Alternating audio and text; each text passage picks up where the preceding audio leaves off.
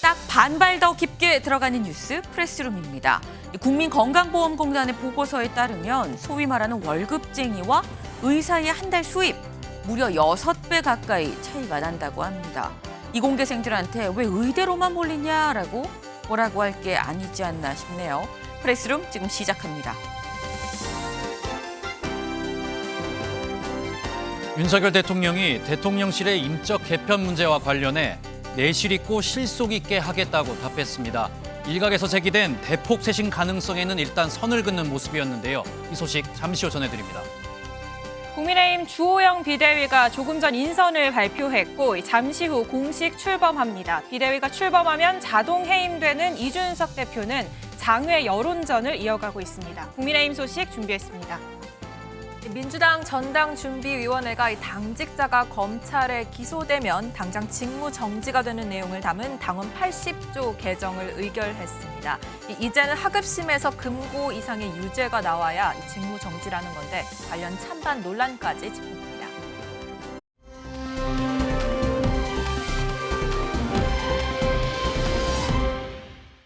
날씨부터 알아보겠습니다. 비구름대가 예상보다 빠르게 남쪽 지역으로 이동하면서 현재 중부지방에는 맑은 하늘이 드러나고 있습니다. 구름 사이로 강한 볕이 내리쬐면서 현재 자외선 지수가 꽤 높게 나타나고 있고요. 낮 기온도 30도 안팎까지 올라 있습니다. 한편 비구름대는 남부와 제주에 걸쳐 있는데요. 남해안 지역에는 꽤 강한 비구름대가 남아 있습니다. 현재 남해안과 제주에는 호예비특보가 내려진 가운데 오늘부터 내일 사이 이들 지역에는 최대 150mm, 그 밖에 남부지방은 5에서 60mm, 또 동풍의 영향을 받는 동해안 지역에도 최대 40mm의 비가 쏟아지겠습니다. 제주는 모레까지 비가 이어지겠습니다. 내일 오후부터 저녁 사이 중부 내륙을 중심으로는 소나기 소식 들어있는데요. 경기 동부와 강원 영서, 충청 북부와 경북 북부 내륙에 최대 30mm 예상됩니다. 폭염특보가 발효 중인 제주의 낮 기온 오늘 34도까지 치솟겠고요. 중부와 경북 북부 지역의 자외선 지수는 현재 높음에서 매우 높은 단계까지 치솟았습니다. 오늘 서울과 대전은 31도, 남부지방은 비가 내리며 더위가 한풀 꺾여서 30도를 밑돌겠습니다. 내일도 중부지방은 가끔 구름 많은 가운데 소나기가 내리겠고요. 남해안은 내일 오후까지, 제주는 모레 새벽까지 비가 이어지겠습니다. 돌풍과 벼락을 동반한 집중호우가 언제든 쏟아질 수 있어서요. 경계를 늦춰서는 안 되겠습니다. 앞으로 장마전선이 오르락 내리락하며 폭우와 폭염이 반복되겠습니다. 최신 기상정보 잘 확인해 주시기 바랍니다. 지금까지 마포대교에서 MBN 날씨 박선아였습니다.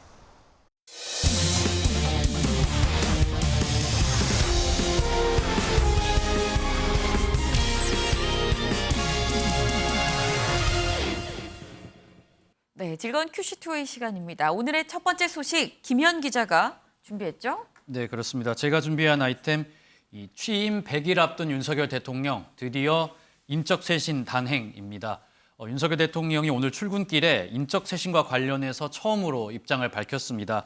대통령이 직접 이 인적 쇄신 관련해서 자신의 입으로 입장을 밝힌 건 이번이 처음 있는 일이었는데요. 네. 윤석열 대통령의 출근길 발언 듣고 이야기 이어가겠습니다. 결국은 어떤 변화라고 하는 것은 결국은 국민의 이 민생을 제대로 챙기고 국민의 안전을 꼼꼼하게 챙기기 위한 변화여야지 어떤 정치적인 어떤 득실을 따져서 할 문제는 저는 아니라고 생각하고 있고 휴가 기간부터 제 나름대로 생각해 놓은 것이 있고 국민을 위한 쇄신으로서 꼼꼼하게 실속 있게 내실 있게 변화를 줄 생각입니다. 네, 윤석열 대통령의 지지율이 낮아지자 정치권 일각에서는 계속해서 이 대통령실에 대대적인 인적 쇄신이 필요하지 않냐 이런 가능성 제기가 되어 왔는데요. 윤석열 대통령 오늘 출근길에서 앞서 보신 것처럼 이 이야기를 했습니다. 이 정치적인 득실을 따져야 할 문제가 아니라 이 국민의 안전을 챙기기 위해서 꼼꼼히 챙겨야 할 변화다 이렇게 이야기를 하면서요. 이 직접적으로 인적 쇄신 가능성이 있다는 이야기를 꺼내는 모습이었습니다. 정치적 득실보단 실속. 또 내실을 따지겠다라는 얘기를 좀 들어보면 일단 뭐 대폭의 인사 교체는 아닌 것 같아요. 네, 그렇습니다. 윤석열 대통령이 직접 언급은 했지만 이번에 구체적인 언급은 하지 않았습니다. 네. 그러면서 말씀하신 것처럼 이 정치적인 득실을 따져야 할 것은 아니다. 이 문구가 굉장히 어떻게 해석을 되는지 이야기가 많았는데 네. 일단 대대적인 인적 쇄신과는 좀 거리 가능성을 둔 것으로 지금 이야기가 나오고 있습니다. 정치권에서 요구하고 있는 지금 네. 대대적인 개편과는 조금 간극이 있는 그런 모습을 보여주고 있는데요. 일단 지금 정치권에서 흘러나오는 이야기들을 말씀을 드리면은 네. 이 인사 대대적인 교체보다는 보강에 방점을 좀 찍는 것 아니냐 이런 분석이 이어지고 있습니다. 특히 이 정무 홍보 라인 이야기가 계속해서 나오고 있는데요. 네. 이 국민의힘 이 김은혜 전 국민의힘 의원이 지금 네. 계속해서 언급이 되고 있습니다. 지금 홍보 라인으로 좀 다시 보강이 되어서 지금 좀 어떤 새로운 인물로 보강이 될 것이다 이렇게 전망이 나오고 있는데요. 네. 뭐 김은혜 의원 잘 알다시피 김은혜 전 의원 잘 알다시피 윤석열 대통령이 후보 시절부터 이 공보 단장 등을 역임을 하면서요. 네. 윤석열 대통령의 의중을 제일 잘 알고 있는 인물 중에 한 명으로 꼽히기 때문에 지금 보강이 될 것으로 추정이 되는 인물로 꼽히고 있고요.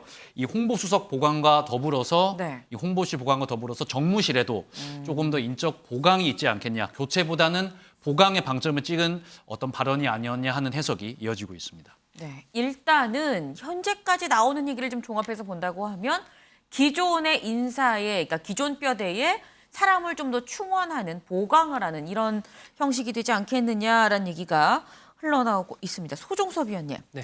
지금 윤 대통령이 일단 뭐 대폭적으로 인사 교체 쇄신을 할 것 같진 않은 지금 그런 상황인데, 근데 기존 뼈대에 그냥 보강을 한다면 지금 약간 문제가 된다고 이 지적을 받는 그런 부분들이 결국 인력 부족에서 기인한다라는 생각인 걸까요, 윤 대통령은?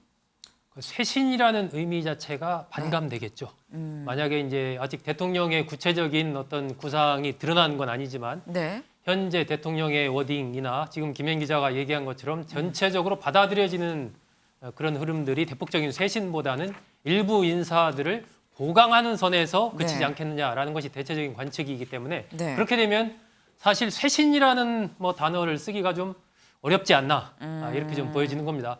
이 민심의 흐름 속에서 본다면 이 쇄신이 필요하다라는 네. 것이 좀 전반적으로 높지 않았나 그렇게 좀 판단이 되고 그랬을 때에는 네. 이 비서실장, 정무수석, 특히 이제 비서실장의 거취 문제 이런 부분들이 상당히 주목이 됐었지 않습니까? 네.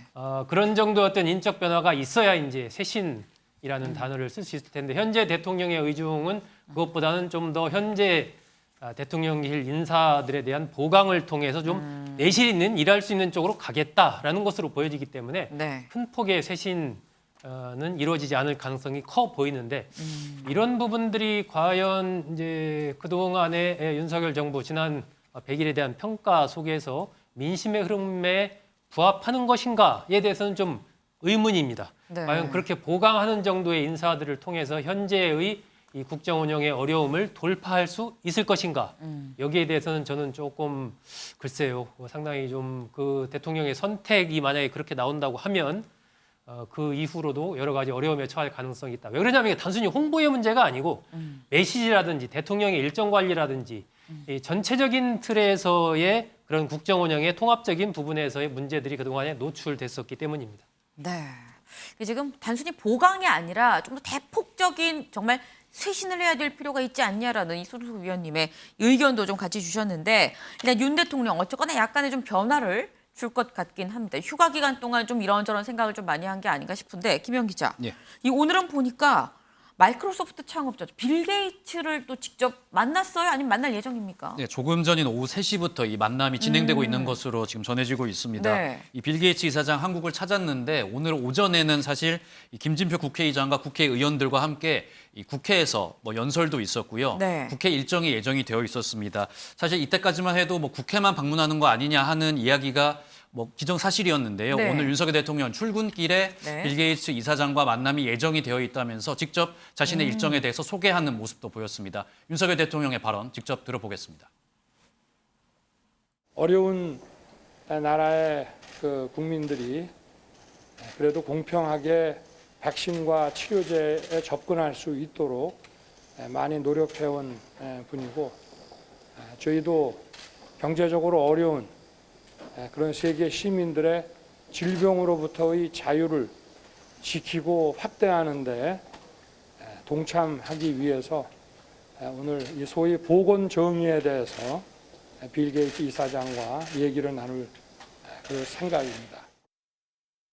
네, 빌 게이츠 이사장이 이 빌앤 멀린다 이 게이츠 재단이라는 이 자선 단체를 운영하면서요. 지금 특히 코로나19 관련해서 지금 보시는 저 사진이 이 접견이 시작된 것 같은데요. 네. 계속해서 이 국제적인 어떤 협력을 촉구를 하고 있습니다. 그런 메시지를 던지고 있는데 윤석열 대통령 앞서 보신 것처럼 이 보건 정의에 대해서 이야기를 나누고 싶다 이야기를 했고요. 보시는 것처럼 지금 오후 3시부터 이 용산 청사에서 접견이 진행이 되고 있는 것으로 확인되고 있습니다. 네.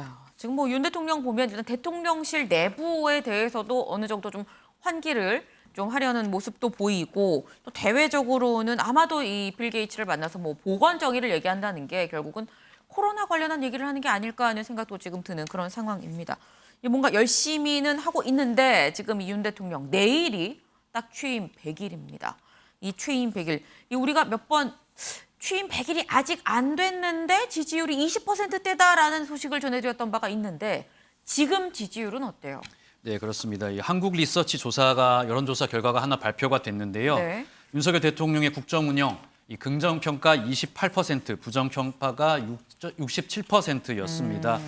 특히 조금 이번 여론조사에서 흥미로운 점이 이 정권 초 지지율이 왜 이렇게 낮을까? 낮은 네. 이유에 대해서도 질문이 있었습니다. 근데 여기서 절반 가까운 46.2%가 윤석열 대통령 본인 책임이라고 답을 했고요. 네. 그다음에 19.7%는 윤핵관 등 이 측근 책임이다. 이렇게 답을 해서 또 눈길을 끄는 모습이었습니다. 그리고 또 하나 흥미로운 점이 네. 이 앞으로 남은 임기 5년 동안은 어떨 것 같냐 이런 기대감을 묻는 질문도 있었는데요. 네. 여기에 대해서는 앞으로 남은 5년에 대해서 잘할 것이다 37.6%에 불과했고 못할 것이다는 59.3%에 이렇습니다. 앞으로 5년 동안도 못할 것이다. 이렇게 기대감이 좀 굉장히 낮게 반영이 된 모습을 보여줬는데요. 네. 이 여론조사 기관이 윤석열 대통령이 저렇게 보시는 것처럼 취임 때도 이렇게 비슷한 설문조사를 했었거든요. 네. 그때는 이 취임 당시에는 잘할 것이라는 응답률이 52%였거든요. 네. 말씀하신 대로 취임 100일이 지금 채 안 됐는데 이 잘할 것이다. 앞으로 5년에 대한 기대감도 굉장히 낮게 응답이 나온 것으로 지금 결과가 나타났습니다. 윤경호 위원님, 지금 잠깐 뭐 여론조사를 같이 보셨습니다만 일단 뭐 지금 지지율은 좀 낮을 수 있는데 앞으로는 잘할 것이냐라는 이 질문에도 지금 상당수의 사람들이 잘 못할 것 같다 지금 이런 이 전망을 내놨습니다. 사실 이게 진짜 뼈 아플 것 같거든요. 그렇죠. 그러니까 앞으로 못할 것 같다, 잘할 것 같지 않다 이 얘기가 많다는 거는 윤 대통령이 신뢰를 잃었다는 얘기예요. 뭐 다른 여론조사에서는 대통령의 무능, 독선, 독주 뭐 이런 식의 원인 지적이 있었잖아요. 아까 인적 쇄신이라는 얘기 했고 소정섭 의원이 잘 설명하셨습니다만 제가 보기에는 네. 대통령이 취임 100일을 맞아서 내일 해야 될 회견이 국민에게 고개 숙이는 걸 것 같아요. 제가 이렇게 지지율 24%까지 25%까지 떨어지게 된 거는 네. 윤 대통령의 책임이 40몇 %라는 저 여론에 담겨 있듯이 제 스스로의 잘못입니다. 제가 앞으로 바뀌겠습니다. 그래서 신뢰를 회복할 수 있게 그 신뢰를 회복할 수 있는 방법 중에 하나가 네. 참모들을 교체하는 여론조사겠죠. 장관들을 바꾸기 위해서는 청문회라든지 아직 지금 공석인 장관조차 지명을 못하고 있는 판이니 그렇다면 청와대에서 대통령을 가까이서 보좌하는 참모들이라도 네. 정말 전폭적인 교체를 하는 게 그 방법 중에 하나일 거예요. 네. 그러나 거듭 말씀드리지만 더 중요한 건 대통령의 변화입니다. 대통령이 생각을 바꿔야 되고 인사하는데 꼭 자기가 그동안에 인연이 있었던 사람만 쓰는 거 이런 데서 좀 벗어나고 넓게 시각을 갖고요. 그리고 무엇보다 중요한 건 미래를 향해서 대한민국 사회가 어떻게 가야 되는가에 대한 비전을 제시하는데 대통령이 조금 더 진지한 모습을 보여줬으면 좋겠어요. 조금 더 공부도 해야 되고 그런 점에서 신뢰를 회복하지 않으면 아마 이 모멘텀, 그러니까 반전의 기회가 만들어지는 게 참 쉬울 것 같지 않다 그런 생각이 듭니다. 네. 지금 내일 이 취임 100일에 윤 대통령이 사실 지금 앞서서 낮은 지지율 이 여기에 대해서 오히려 좀 겸손하게 그리고 앞으로 더 열심히 잘하겠다라는 이런 이 메시지를 줘야 될 것 같다라는 말씀을 지금 주셨습니다. 윤 대통령이 취임 100일이면 또 퇴임 100일이 되는 사람이 있습니다. 김영 기자. 예. 이 문재인 전 대통령 지금 양산 사저에 있는데 좀 깜짝 놀랐습니다. 흉기 위협을 또 받았다고요. 네, 그렇습니다. 문재인 전 대통령 사저 앞에서 이 네. 1인 시위를 하던 한 남성이 있었는데 네. 이 남성이 이 흉기로 다른 사람을 좀 협박을 하다가 지금 현행범으로 체포됐다는 소식이 오늘 오전 전해졌습니다. 이 남성, 이 문재인 전 대통령이 퇴임한 지난해 5월 10일부터 네. 계속해서 지금 시위를 이제 계속 해온 것으로 알려지고 있거든요. 특히 이 오늘 오전에도 좀 시위를 준비를 하다가 이 문재인 전 대통령의 비서실 인사한테 네. 이 커터칼을 이렇게 겨누면서 네. 유협을 하다가 흉기를. 체포가 된 것으로 확인이 되고 있습니다. 네. 특히 어제 같은 경우에는 이 산책을 나온 문재인 전 대통령 부부를 향해서 이 겁없이 어디를 기어 나오냐 뭐 이런 식의 욕설을 던지다가 네. 뭐 좀 제지를 당한 것으로 전해지고 있는데요. 결국 네. 뭐 욕설과 난동을 이어가다가 오늘 오전에 체포가 된 것으로 전해지고 있습니다. 네, 뭐 생각은 다를 수 있긴 합니다만 어떤 경우에도 뭐 폭력, 특히나 이런 흉기를 이용한 이런 일은 절대 있어서는 안 될 것 같습니다.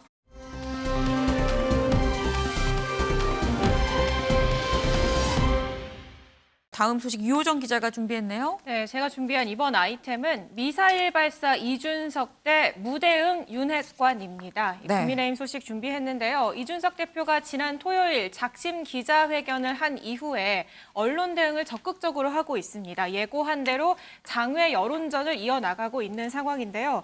오늘 오전 라디오 인터뷰에서는 지난달 초에 대통령실 측과 자진 사퇴 시점을 조율했다라는 한 언론 보도에 대해서 네. 이런 지하에 거절했다라고 밝혔습니다. 직접 들어보시죠. 대통령 측과 자진 사퇴 시기를 조율한 중재안이 오갔다라는 보도가 있었습니다. 맞습니까? 누가 그 얘기해서 저는 이런 제안에 거절했어요. 그게 답니다. 아, 누가 그 제안을 하긴 했는데 이준석 대표가 거절했다? 저는 이런 제안에 그런 얘기 하지도 말라 그랬어요. 어... 그러니까 그게 뭐 이제 이런 거죠. 이제 누가 이런 식으로 계속 흘리겠죠. 뭐 오고 갔다 이런 식으로. 저는 듣자마자 이런 제안에 거절했습니다. 그러면 이 제안한 사람은 대통령실의 뜻을 전달받고 제안을 한 겁니까? 여러 주체가 있었고요. 만나질 않아요. 그래서 일부러 사람을. 지금 뭐 주호영 대표도 마찬가지지만은 그러니까 일부러 안 만나요. 그러니까 왜냐하면 만나면 그런 이상한 제안을 할 것 같아가지고. 그래요. 그런 개인적인 목적이었을 것 같아요. 정치적 타결을 원했을 때 제가 거기 응했을 겁니다. 저는 그것보다는 이런 겁니다. 보수에 있는 사람들은 좀 정신을 차려야 되는 게 그때 진박이라 해가지고 호가호기하는 약간 이상한 분들 나왔을 때 그분들을 미리 제압하지 않았던 것. 네. 제 생각에 익명 인터뷰하고 이렇게 당내에다가 이제 사고 치는 그거를 보면 진박보다 윤핵관이 결코 못하지 않습니다. 네, 들으신 것처럼 주호영 위원장 그런 이상한 제안을 할까 봐 아예 만나질 않는다라면서 회동 가능성을 일축을 했고요. 네. 그러면서 윤핵관을 두고는 박근혜 전 대통령 탄핵 당시에 진박들을 비교하면서 결코 못하지 않다라고 비난을 했습니다. 지난 토요일 회견에서 이 전면전을 선포를 했죠. 윤핵관과 끝까지 싸우고 가장 두려워하는 방식으로 가겠다라고 선포를 한 상황인데 실명을 거론하면서 진정당을 위한다면 수도권 열세 지역에 출마하라고 요구하기도 했습니다. 이 얘기까지 마저 듣겠습니다. 윤핵관 여러분이 조금 더 큰 정치적 승부수를 걸기를 기대합니다. 이준석을 몰아내는 것에 정치적 노력을 기울이기보다는 권성동, 이철규, 장제원과 같은 윤핵관들 그리고 정진석, 김정재, 박수영 등의 윤핵관 호소인들은 윤석열 정부가 총선 승리를 하는데 일조하기 위해서 모두 서울 강북 지역 또는 수도권 열세 지역 출마를 선언하십시오. 네, 지금 약간 눈물이 어렸어서 또 울었던 그런 흔적도 얼굴에 보이는데, 근데 이준석 대표 진즉부터 윤핵관에 대해서는 수차례 공격적인 발언을 하긴 했었는데, 저는 이번에 보니까 좀 차이점이 있다면 윤핵관만이 아니라 이번엔 윤 대통령을 또 직접 저격을 하는 것 같아요. 네, 이번에는 대통령의 책임도 직접적으로 언급을 했습니다. 그간의 대통령과의 갈등의 원인은 윤핵관들, 중간에 있는 윤핵관들이 문제였다. 이런 네. 입장이었습니다. 이 때문에 지난 프레스룸에 출연했을 때도 대통령의 생각은 윤핵관과 다를 것이다. 그게 같으면 나라가 큰일 난다라고 얘기를 하기도 했는데요. 지난 토요일 기자회견 때 이준석 대표가 이 얘기를 본인이 했는데 네. 생각이 바뀌었다라는 얘기를 했습니다. 과거 이 대표, 저희 프레스룸 출연 때 이 대표가 한 얘기와 함께 이준석 대표의 최근 입장까지 직접 들어보시죠. 친윤과 윤 대통령의 생각은 다르다라고 보시는 건 맞죠? 저는 그게 같으면 큰일 난다 봅니다. 그게 같으면은 나라 큰일 난 거죠. 지금 나라 걱정해야 되는 상황입니다. 그러면은. 윤핵관들의 행동이 윤석열 대통령의 의중과 다르게 움직였다고 여전히 생각하시나요? 대선 때 저는 그게 아니라고 줄창 얘기했었고 지선 때도 그게 아니길 바란다. 그게 사실이라면은 우리는 당 걱정이 아니라 나라 걱정을 해야 될 때다라고 제가 이야기했습니다. 지난번에 노출되었던 메시지는 많은 함의가 있었다 이렇게 생각을 합니다. 사람이 인적 쇄신하라는 거는 새로운 사람을 넣으라는 얘기도 있겠지만은 돌아가는 구조를 바꿀 필요도 좀 있어 보입니다. 대통령실에다가 좋은 구슬을 많이 모아놔도 결국 꿰야 되는 거거든요. 꿰는 것은 결국 리더 또는 그 책임자의 역할이거든요. 근데 책임자는 대통령입니다. 대통령실에. 대통령실장이 아닙니다.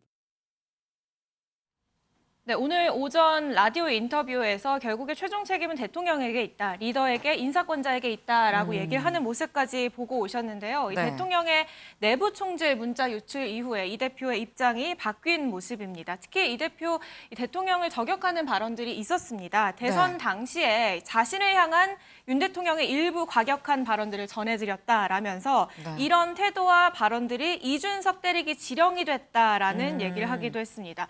그걸 듣고 나서 대통령이 이준석 별로 안 좋아하는구나. 그러니까 때려도 되겠다라면서 본인을 공격하는 계기가 됐을 거라고 주장을 했고요. 네. 또 오늘 취임 100일을 앞둔 윤 대통령의 국정 운영에 대해서 100점 만점에 25점이다. 이 박한 점수를 매기기도 했습니다. 지금 이준석 대표 연일 지금 윤 대통령 그리고 이른바 윤핵관 친윤계를 계속 공격을 하고 있는데 이 과정에서 윤 대통령을 개고기에 비유한 거 아니냐라고 해서 또 논란입니다. 네, 이 대표 토요일 기자회견에서 나온 발언에서 네. 나온 논란들인데요. 당시 어떤 얘기했는지 직접 듣고 오시죠. 양두구육이라는 탄식은 사실은 저에 대한 자책감 섞인 질책이었습니다. 돌이켜보면은 양의 머리를 흔들면서 개고기를 가장 열심히 팔았고 가장 잘 팔았던 사람은 바로 저였습니다. 선거 과정 중에서 그 자괴감에 몇 번이나 뿌리치고 연을 끊고 싶었던 적도 있습니다. 개고기는 상품입니다. 우리가 걸었던 많은 가치들이 사실은 최근에 조정되고 수포로 돌아가는 그런 양태를 이야기한 것이지 개고기가 사람에 해당하는 것은 아닙니다. 네, 양의 머리를 흔들며 개고기를 가장 열심히 팔았던 건 자신이었다라면서 네. 울분을 토했습니다. 굉장히 긴 기자회견 중에 감정적인 모습을 보이기 시작한 게 바로 이 지점부터였는데요. 네. 당내에서 개고기가 뜻하는 게 그럼 뭐냐, 윤 대통령 아니냐라는 반발이 나왔습니다. 네. 이 대표는 대통령을 빗댄 게 아니라 당이 내세웠던 정책이나 가치를 의미하는 것이다라고 얘기를 했지만 일부 의원들은 그렇게 해석하진 않는 것 같습니다. 오늘 오전에 정우택 의원도 금도를 넘어선 발언이었다라면서 이 얘기를 평가했습니다. 직접 들어보시죠. 당대표를 했다는 사람으로서는 볼 수 없는 정치 도의와 정치적 금도를 넘어선 기자회견이다 이렇게 생각을 합니다. 특히 그 양두구육이라는 비유를 들어가면서 대통령을 만들기 위해 저야말로 양의 머리를 흔들고 개고기를 팔았던 사람이 본인이라고 주장을 한다는 것은 대통령을 저는 직격한 것이다. 이건 금도를 넘어선 것이다 이렇게 생각합니다. 네, 지금 이준석 대표 윤 대통령을 개고기에 비유한 건 금도를 넘어섰다라고 했는데 이준석 대표는 지금 나는 사람을 얘기하는 게 아니라 가치, 지향점을 얘기한 거다라고 얘기를 하고 있습니다. 윤경호 위원님, 제3자 입장에서 여기서 말한 개고기는 뭘까요? 설명 잘 한 것 같은데요. 전형적으로 달을 가리키면서 손가락질 했더니 달은 전혀 쳐다보지 않고 손가락질 했다는 것만 시비 삼는 거하고 전 참 비슷하다. 설사 공격을 하더라도 네. 윤 대통령을 뭐 개고기 이렇게 비유했다 이렇게 공격하는 건 제가 보기엔 좀 너무 지나친 것 같고요. 네. 이 대표 스스로가 잘 지금 얘기하지 않습니까? 자기들이 지향했던 가치 뭐 그런 것들을 아울러서 한 얘기고 지금 이런 말싸움을 하는 게 중요한 게 아니죠. 모르겠습니다. 아까 이 전 리포트에 이준석 대표의 말의 변화를 보면 그 전까지는 윤핵관과 윤 대통령의 생각이 다를 것이다라고 하다가 지금은 네. 같구나라고 한 이런 대목은 굉장히 중요한 함의를 저는 갖고 있다고 봐요. 지금 어찌됐든 뭐 이제 비대위가 출범하면 뭐 해임이 된다 이렇게 아까 표현을 기자가 했는데 네. 그렇다면 이건 보통 심각한 문제가 아닌 거지 않습니까? 어떻게 보면은 어떤 분들은 친위 쿠데타다, 친윤 세력의 친위 쿠데타다 이렇게도 얘기를 하잖아요.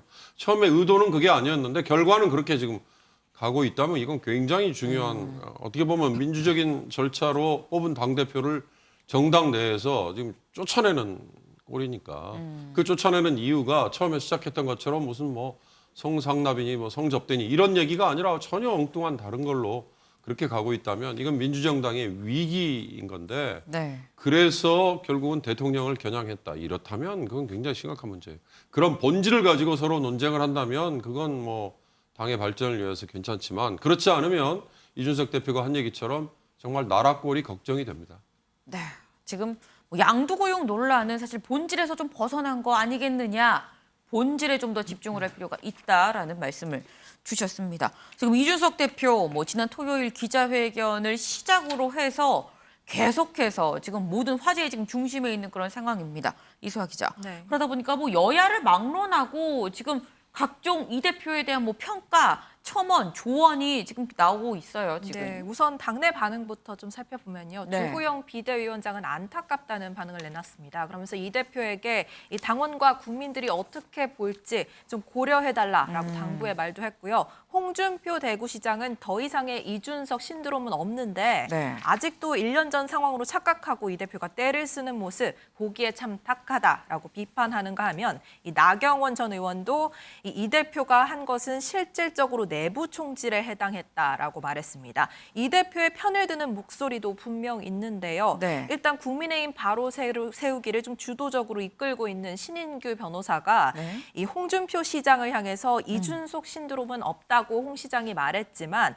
사실상 이 국민들의 열망이 이 대표를 통해서 지금 반영이 되고 있는 거다. 그런데 이 흐름을 못 읽으니 대구시가 한가하냐라고 홍 시장에게 쏘아붙였고요. 또 천하람 혁신위원은 이 대표가 회견에서 한 강한 표현은 사실상 전략이다. 많은 사람들이 이런 이 대표의 이른바 싸가지 없음에서 카타르시스를 느낀다라고 말하기도 했습니다. 네, 국민의힘 당 밖의 여의도 네. 반응도 조금 살펴보면요. 신당 창당설 이 대표 스스로 일축하고 있고 국민의힘 내부에서도 좀 회의적이지만 네. 국민의힘 밖에서 계속 회자가 되고 있습니다. 대표적으로 박지원 전 원장 이 총선 전에 신당을 창당할 것이다라고 관측을 했고요. 네. 이준석 문제를 대통령이 해결하지 않으면 이준석 대표가 계속해서 미사일을 강대강으로 쏠 것이다라고 관측을 했습니다. 사실 집권 여당의 분열이 나쁠 게 없는 야권을 중심으로 이런 전망이 계속 나오고 있는 상황이고 네. 또 민주당 우상호 비상대책위원장은 어떤 당은 젊은 대표를 잘 이용해 먹고 헌식차처럼 버리기도 한다라면서 국민의힘 당을 비판했습니다. 소정섭 위원님, 일단 이 박지원 전 국정원장은 이준석 이 대표가 신당을 창당할 거다라고 얘기를 했는데 이준석 대표의 얘기를 들어보면 나는 아니고 다른 사람, 뭐 문맥상으로는 윤핵관이나 이런 사람들이 신당을 창당하지 않겠느냐라는 취지로 얘기를 하더라고요. 일단 누가 됐든지 간에 신당, 그러니까 당이 분당될 거라고 보십니까? 저는 뭐 그럴 가능성은 거의 없다 이렇게 봅니다. 일종의 이제 네가 가라 하와이 뭐 이런 전략인데 네. 내가 주인이니까 당신이 나가라 네. 이런 식으로 이제 서로 일종의 정치적인 삿바 싸움 이런 것을 하고 있는 상황이라고 봐야 되겠죠. 이준석 대표 입장에서는 이 판을 바꾸는 전략을 쓰고 있지 않습니까? 지금 국민의힘 판 자체를 바꾸겠다. 네. 1년 전에 그 본인이 이제 당대표에 당선될 때 2030 당원이 한 2만 명 정도였거든요. 책임 당원이. 네. 그런데 지난 한 7월 달 정도 보면은 한 14만 명까지 이게 늘었습니다. 네. 이런 식으로 국민의힘의 당원 판 자체를 바꾸겠다. 그래서 결국 이준석 대표는 자신이 꿈꾸는 그것을 이 구조를 바꿈으로써 만들어가겠다라고 그렇게 지금 그런 전략으로 가고 있어요. 그 근데 사실 상황에서 그 늘어난 당원이다, 뭐 이준석 대표 지지자다라고 볼 수는 없는 거긴 하잖아요. 다 그렇게 볼 수 있는 근거는 없지만 어쨌든 네. 이준석 대표가 탄생을 하면서 1년 사이에 그렇게 10만 명 이상의 늘었다는 2030 게. 당원이 늘었다는 것은 이준석 대표의 영향을 빼고는 또 설명하기가 어려운 부분이죠. 그런 상황에서 이준석 대표가 당을 나가는 선택을 할 리가 있겠습니까? 그럴 가능성이 없고. 그렇다고 윤핵관 그룹들이 나가서 당을 따로 차린다? 이것도 상상하기 어려운 일이죠. 결국 현재 벌어지는 뭐 신당 창당 얘기는 서로의 책임 소재를 상대방에게 떠넘기기 위한 정치적인 어떤 이 삿바 싸움의 한 표현이다. 뭐 이렇게 판단이 됩니다. 네, 결국은 그냥 정치적 삿바 싸움이다라고 말씀을 지금 주셨습니다. 근데 지금 이준석 대표 지금 계속해서 뭐 표현을 빌리자면 미사일을 지금 계속 궁극적으로는 윤 대통령한테 쏘아대고 있는 그런 상황인데 윤 대통령은 여기에 대해서 뭐라고 할까요? 네, 대통령실은 공식 입장은 없다고 선을 긋고 있습니다. 자칫 맞대응을 했다가 오히려 국정에 더 마이너스가 될 것이다라는 계산이 네. 깔린 것으로 보이고요. 이 대표에게 저격당한 윤핵관들도 대부분 침묵 중인데 한 사람 공식적으로 반박에 나선 의원이 있습니다. 이철규 국민의힘 의원인데요. 네. 이 의원은 이 수도권 험지에 출마하라는 이 대표의 발언에 대해서 이 대표는 윤 대통령이 당선되면 지구를 떠난다. 이 지구를 떠나면 험지 출마를 고려해 보겠다라고 비꼬기도 했고요. 이 거짓말하고 남을 속이면 안 된다라고 지적했습니다. 이 윤핵관 호소인으로 지명된 사람들도 있죠. 이 김정재 의원은요. 사안의 본질을 흐리는 작전이고 당내 분탕질이라고 반박했습니다. 네, 윤경호 의원님 짧게 여쭤보겠습니다. 지금 윤 대통령이 결국 직접 나서야 되는 거 아니냐라는 얘기도 사실 나옵니다. 근데 윤 대통령이 지금 나서는 게 맞는 건지, 나서면 이게 해결이 될 사안인 건지 어떻게 보세요? 더 꼬일걸요. 아마 윤 대통령이 나선다면 그야말로 당무에 개입하지 않겠다라는 것도 다 흐트러지는 거고 네. 무엇보다 윤 대통령은 비록 당의 대표로 당의 대선 후보로 뽑혀서 대통령까지 되는데 성공은 했지만 당내 기반이 전혀 없는 정치인이잖아요. 그런 분이 그렇게 보수 정당에 도도히 흘러왔던 그 면 속에서 역사 속에서 네. 있는 그 기존의 당원들의 그 파워 게임 이것도 사실 만만치 않은 건데 그걸 대통령이라는 힘으로 네. 과연 장악이 될까? 저는 개입을 하는 순간 아까 서정섭 의원이 이준석 대표를 비롯한 지지자들이 따로 당을 만들 가능성 굉장히 낮다라고 얘기를 했는데 윤 대통령이 나서서 그걸 압박을 하고 나서는 순간 네. 오히려 그 빌미를 줄 수도 있지 않을까. 물론 시점은 지금이 아니겠죠. 총선 직전까지 가겠지만 그런 점에서 저는 윤 대통령이 지금 나서는 건 상당히 악수가 될 수 있다. 그렇게 봅니다. 네, 지금 윤 대통령이 나서지 않는 게 오히려 낫다라는 말씀을 주셨습니다.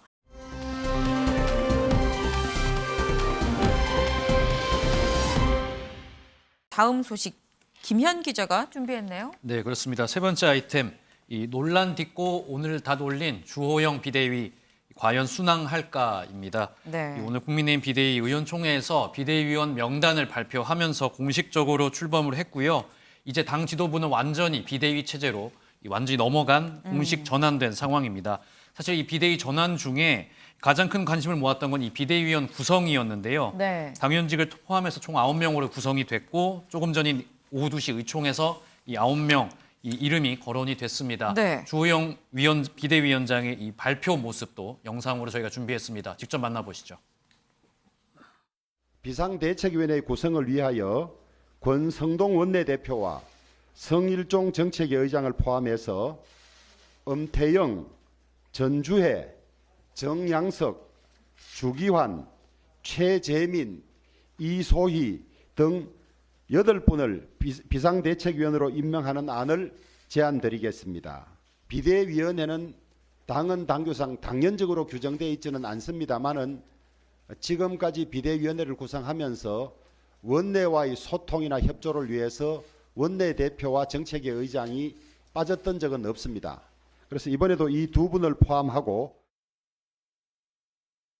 네, 앞서 보신 것처럼 권성동, 성일종 이 당연직으로 2명은 포함이 예상대로 됐고요. 네. 이 나머지 의원들 저희가 짧게 소개를 해드리면 네. 초선에서 엄태영 의원과 네. 전주의 의원이 포함이 됐고 네. 이 지난 김종인 비대위원장 체제에서 사무총장 해본 바 있는 이 정양석 전 의원이 임명직에 이렇게 내정이 됐습니다. 이 가장 눈길을 끄는 건요. 지난 6일 지방선거 때 이 광주시장에 출마했던 윤석열 대통령의 이 측근으로 불리는 주기환 전 이 대검 수사관이 네. 이 원외 인사로는 포함이 돼서 좀 눈길을 끄는 모습이었고요. 네. 청년들 몫으로 이제 최재민 강원도 의원, 그다음에 이소희 세종시 의원이 발탁이 됐습니다. 국민의힘 지금 오후 3시부터 상임 정국위를 열어서 네. 이 비대위원 인선과 그다음에 비대위 출범을 공식 이제 의결을 하고 있거든요. 네. 사실상 큰 천재지변이 없는 한 네. 예상대로 통과가 될 것으로 보이기 때문에 이번 이 체제로 비대위원이 공식 출범할 것으로 예상이 되고 있습니다. 네, 일단 뭐 비대위원회 면면을 보면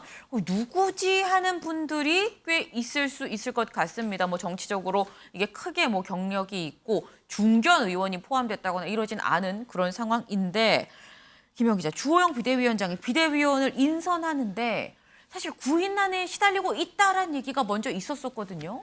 네, 그렇습니다. 지금 이 이준석 전 대표의 가처분 신청 결과가 아직 나오지 않았기 때문에 국민의힘 내부에서 이번 비대위 무산이 될 수도 있다. 뭐 이런 분위기 때문인지 이렇게 선뜻 나서는 의원들이 없었다. 이런 어떤 국민의힘 내부 분위기가 전해지기도 했는데요. 네. 이 말씀하신 대로 이 구인난이 아니냐 이 언론 보도가 있었고 네. 이 말씀하신 것처럼 이 중견급 무게감 있는 인물들이 비대위에 포함되지 않으면서 이런 추측들이 좀 더 커지는 그런 모양새를 보이기도 했습니다. 네. 여기에 대해서 주호영 비대위원장 굉장히 강하게 이 구인난 언론 보도에 대해서 반박하는 모습도 보였거든요. 저희가 이 모습도 영상으로 준비했습니다. 직접 만나보시죠. 오보가 너무 많아서 실망했어요. 무슨 뭐 인기가 없어서 제안했는데 거부했다 그런 사람이 한 분도 없었어요. 제가 어제 오후부터 여러 가지 고민을 하고 전화로 허락을 받고 이런 과정을 거쳤는데 제가 제안했던 분들 중에서 사양하거나 했던 분은 한 분도 없습니다. 없고 오늘 인선 발표를 보시면 알겠지만 언론에서 얼마나 오보를 많이 했는지도 알게 될 겁니다. 네, 언론 보도가 좀 어땠길래 저희가 잠깐 짧게 설명을 해드리면요. 네. 이 한 언론에서 이 국민의힘 초선 의원 인터뷰를 했는데요.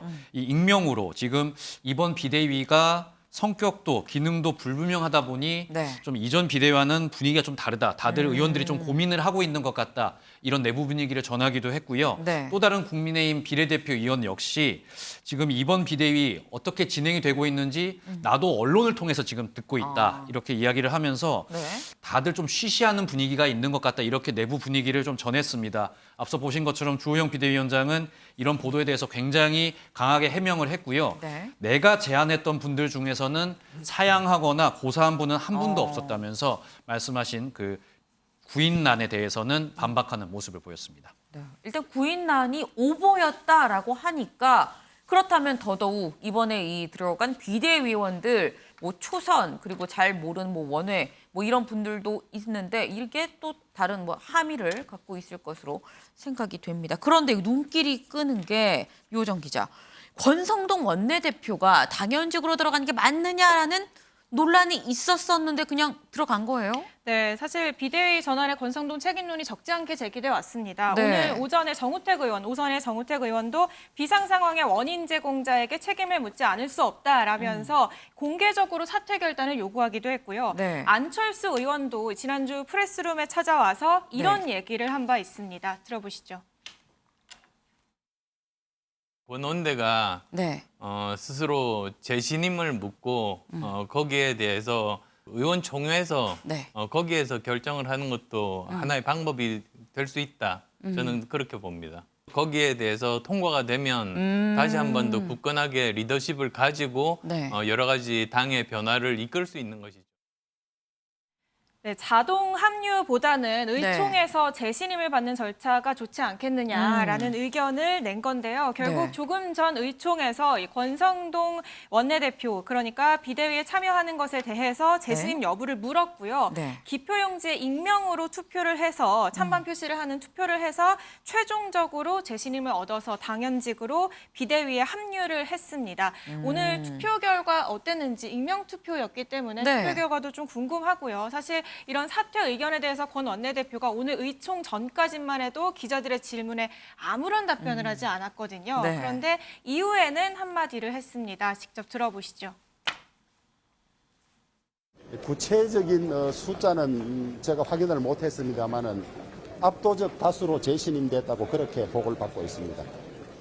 권성동 대표가 퇴장한 가운데 투표로서 재신임 여부를 확인을 했는데 찬성 쪽이 압도적으로 많은 걸로 그렇게 결정이 났습니다. 비대위 구성이 마무리되면은 거치에 대해서 물을 생각을 하고 있었습니다. 그런데 비대위 구성이 더 급한 일이기 때문에 그게 마무리돼야 저도 홀가분하게 그만두든지 아니면 다시 일을 하든지 결정할 수 있었기 때문에 그건 처음부터 생각하고 있었습니다.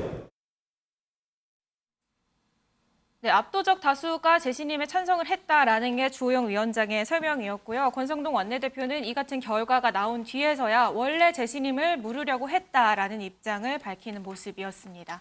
네, 지금 사실 이 비대위가 출범을 하는 데 있어서 좀 논란이 좀 있었습니다. 뭐 구인난 논란도 있었고 권성동 원내대표가 당연직으로 들어가는 게 맞느냐 하는 논란도 있었고 하지만 이런 가운데 아까 뭐 이렇게 표현을 했습니다만 천재지변이 없는 이상 뭐 웬만하면 오늘 이 비대위가 출범을 할 것으로 보인다라고 얘기를 했는데 이게 사실 당내 상황은 좀 어수선할 수 있는 그런 상황인 거거든요. 이걸 수습하기 위해서인지 유호정 기자, 윤석열 대통령이 국민의힘 의원 연찬회에 참석을 한다는 얘기가 있습니다.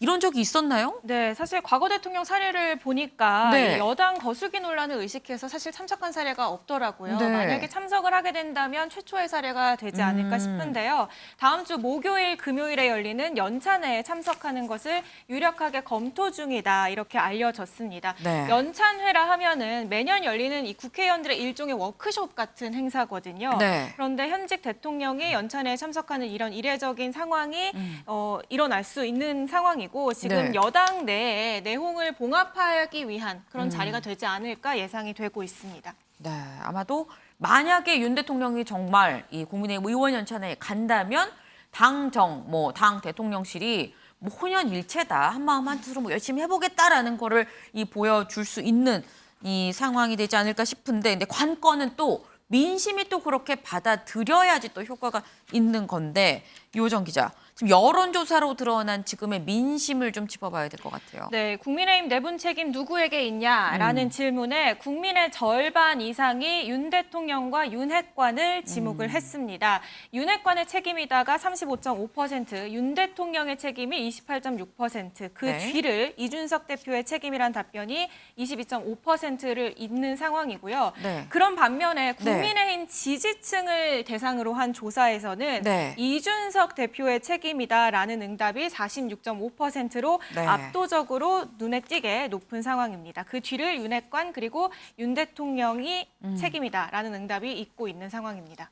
윤경호 위원님, 당신 민심이 좀 굉장히 많이 다른 상황입니다. 이게 역선택인 걸까요? 아니면 중도층의 판단이 저런 걸까요? 어떻게 글쎄요, 봐야 돼요? 역선택 여기서 그런 게 작용하지는 않을 것 같고요. 그러니까 정당이라는 게 당원들 네. 또는 뭐 당의 핵심적인 지도부 네. 이들의 결정으로 모든 게 다 이루어지기만 하면 얼마나 쉽겠습니까? 그러나 그 정당에 가입하지 않은 제3의 유권자들, 네. 흔히 말하는 중도층이나 또는 뭐 반대당도 되겠죠. 그들이 그걸 어떻게 보느냐, 이것도 굉장히 중요하잖아요. 그게 결국 외연이 확대되는 거고. 그러나 이번 사태를 보면 이준석이라는 젊은 대표에 대해서 지금 윤핵관을 비롯해서 기존의 국민의힘 지지층의 핵심들이 네. 과연 어떤 식으로 일을 처리하고 있느냐, 이걸 저는 이게 아주 극명하게 보여주는 것 같은데요. 이게 이제 앞으로 선거에 임박했을 때 국민의힘이 제대로 어떻게 평가를 받느냐, 이거하고 연결되는 거 아니겠어요? 지금이야 저렇게 얘기를 한다 한들 아까 역선택이라는 표현을 앵커가 할 정도로 이거 우리 신경 안 써도 된다 이렇게 말할 수도 있을 거예요. 우리 국민의힘 지지층만 어떻게 보면 평가를 받고 대접을 받으면 된다 이럴 수 있는데 굉장히 위험한 생각일 수도 있다. 이런 식의 이 조사 결과를 가슴에 깊이 좀 담아야 될 것 같다. 이런 경고를 좀 하고 싶습니다. 네, 이 당심과 민심이 다르지만 설령 다르다고 해도 민심이 이렇다는 걸 충분히 좀 반영할 필요도 있다라는 말씀을 주신 것으로 해석이 됩니다.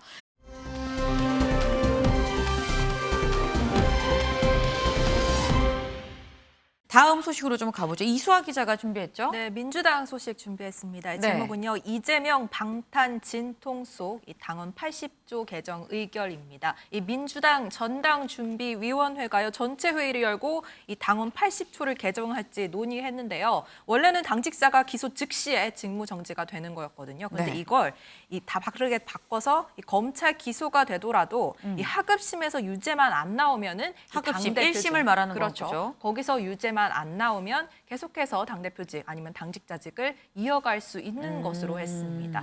잠시 들어보실까요? 원래 기소가 되면은 직무 정지가 이루어지는데 전준위에서는 하급심에서 금고 이상의 유죄 판결을 받은 경우에 직무 정지가 될 수 있게끔 하고요. 처음에 기소됐을 경우에 우리가 정치적 탄압 등의 이유인지를 윤리심판원에서 원래 조사를 하게 돼 있었는데 이것을 최고위원회에서 조사해서 의결할 수 있게끔 구제 방안도 마련했다 이렇게 말씀드릴 수 있겠습니다.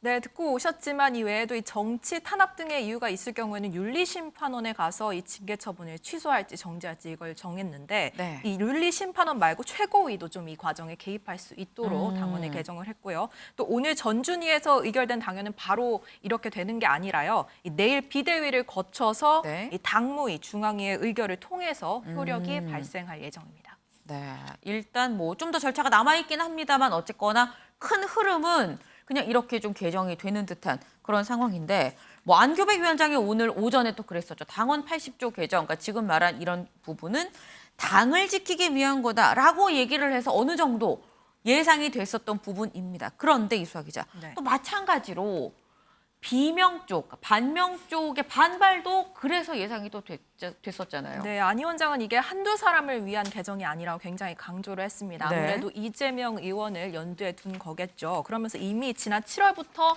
논의가 있었는데 이 우연치 않게 묘하게 시기가 겹쳤다는 거죠. 그러면서 대통령과 장관 이런 사람들의 정치적 보복 그리고 수사가 우려되는 상황에서 야당의 명운을 검찰 기소에 걸 수는 없지 않느냐라고 말했습니다. 하지만 이 당대표 자리를 두고 이 의원과 양자 대결을 앞둔 박용진 의원의 경우 생각이 다르겠죠. 이렇게 80조 조항이 야당 탄압의 루트가 될 수 있기 때문에 없애야 된다라는 입장이 말이 안 된다면서 네. 그렇다면 이 문 당대표가 만들었고 문재인 대통령 당대표가 만들었고 이 조국 김상곤 혁신위원장이 야당일 때 이걸 만들었는데 이 사람들이 야당 탄압의 루트를 뚫어놨다는 얘기인가라고 반박을 했습니다. 이 김종민 의원 역시 정치 검찰의 보복을 막는 유일한 방법은 이런 조항을 고치는 게 아니라 국민의 신뢰를 얻는 것이라고 강조했습니다. 네.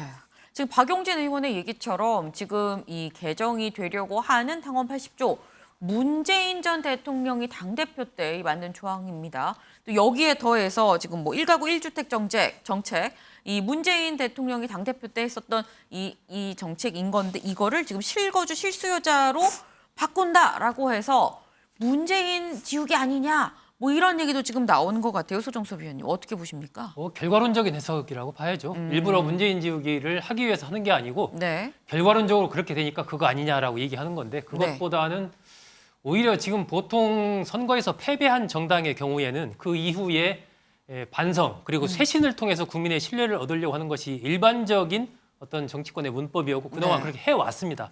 그런데 현재 민주당이 가고 있는 이러한 부분들이 과연 그러한 개혁으로 가는 것이냐 오히려 더 퇴행으로 가는 것 아니냐 이런 비판이 나올 수 있는 지점이다. 그리고 그것은 국민의 마음과 국민의 민심과는 좀 거리가 있지 않나 생각이 되고 그 중심에는 결국 이재명 의원이라는 인물을 빼놓을 수가 없는 거죠. 그래서 이 부분은 뭐 하나의 어떤 문재인 대통령과 연관성 속보다는 이재명 의원과의 연관성 속에서 이번 사안을 바라봐야 되지 않나 그렇게 봅니다. 네, 지금 말씀에도 지금 등장을 했습니다만 사실 이 모든 게 확대명, 확실히 대표는 이재명, 이 확대명이 좀 도도한 흐름 아니겠느냐라는 얘기가 나오고 있습니다. 이수아 기자. 네. 강훈식 후보가 중도 사퇴를 했거든요. 네, 어제 당대표를 향한 도전을 멈춘다라면서 네. 중도 사퇴를 선언했는데요. 그 모습 먼저 보고 오시죠. 저는 오늘 당대표를 향한 도전을 멈춥니다. 다시 한 명의 구성원으로 돌아가 새로운 길을 찾아보겠습니다. 남은 두 분 중 누가 당대표가 되더라도 그런 가슴 뛰는 민주당을 만들 수 있게 가장 낮은 곳에서 헌신적으로 돕겠습니다. 네, 눈에 띄는 건 이 박용진 의원과의 단일화 없이 사퇴했다는 부분인데요. 앞서 네. 강 의원은 이 박 후보와 왜 단일화를 하지 않았냐라는 질문에 대해서는 이 자신이 민주당의 비전 그리고 미래를 얘기하는 일종의 비행기를 띄우는 활주로에 와 있는 상황인데 지금 단일화를 제안하면 그 활주로에 방지턱을 설치하는 느낌이다라고 말한 바 있습니다. 네. 뭐 강훈식 후보 표가 다 박용진 후보한테 간다고 해도 지금 뭐 이재명 후보가 너무 압도적으로 앞서고 있는 그런 상황이기 때문에 뭐 이재명 후보의 뭐 대표 선출이 정말 확대명이라는 말이 나올 만큼 좀 확실한 그런 상황이 아닌가 싶은데 그래서인 건지 이재명 후보는 뭐 박용진 후보나 다른 사람들보다는 그냥 윤 대통령을 이 공격을 합니다. 네, 윤 대통령이 광복절 축사에서 키워드로 뽑은 게 자유였거든요. 네. 근데 이 자유에 대해서 이재명 의원이 한 번 더 언급을 했습니다. 어제 전남에서 토크 콘서트가 있었는데요. 여기서 강한 자가 약한 자를 억압하고 힘이 있으면 비록 타인에게 폭력이 되더라도 자유롭게 행사하는 걸 진정한 자유라고 생각하는 사람들이 있다. 이 권력을 마음대로 행사하는데 뭐가 잘못이냐, 이를 막는 게 억압이다라고 생각하는 사람들 네. 누군지 모르겠냐. 각자 알아서 해석하기로 하자라고 여운을 남겼습니다. 네, 윤경호 의원님 짧게 여쭤보겠습니다. 만약에 이재명 후보가 정말 당대표가 된다고 하면 다시 또 대선 때의 재판 이재명 대 윤석열 구도가 될 수 있는 건데 그럼 이거는 누가 반기는 상황인 걸까요? 글쎄요, 뭐 그냥 현상적으로 표면적으로만 본다면 지금 추락하고 있는 윤석열 대통령의 지지율 이것 때문에 굉장히 위기에 빠져 있는 집권 여당, 네. 뭐 이쪽이 숨통이 트이는 거다 이렇게 볼 수 있겠죠. 그러나 그런 얘기들이 이재명 후보가 나온 이후로 계속 지금 반복됐기 때문에 네. 이제 그 약발은 많이 떨어진 거 아닌가 싶어요. 결국 다수를 차지하고 있는 제1야당이 네. 지금의 집권 여당의 하반기 국정 운영에 얼마나 도움이 될 것이냐. 그러려면 이번 8.15에 제가 보기에는 정말 윤 대통령이 우리 국민을 향한 메시지도 좀 내놨어야 된다. 화합이나 협치라는 거를 중요성을 강조를 하고 그걸 위해서 야당하고는 또 어떻게 하겠다. 이 얘기도 좀 했어야 되는 거 아닌가 그런 아쉬움이 좀 있습니다. 네, 오늘의 탑을 좀 정해보도록 하겠습니다. 조금 전에 이 국민의힘 상임정국위에서 이 비대위 안건이 의결이 돼서 이 실제로 주호영 비대위가 지금 조금 전에 출범을 했습니다. 일단 이준석 이제 전 대표죠. 이준석 전 대표의 가처분 신청 결과에 따라 어떻게 될지 뭐 좀 더 지켜봐야 하긴 합니다만 일단 출범한 면면만으로도 좀 시사한 바가 있습니다. 좀 변화한 비대위 또 일하는 비대위가 될 수 있을지 다들 좀 기대를 갖고 지켜보는 만큼 오늘의 탑은 논란 딛고 다돌린 주호영 비대위로 결정하도록 하겠습니다.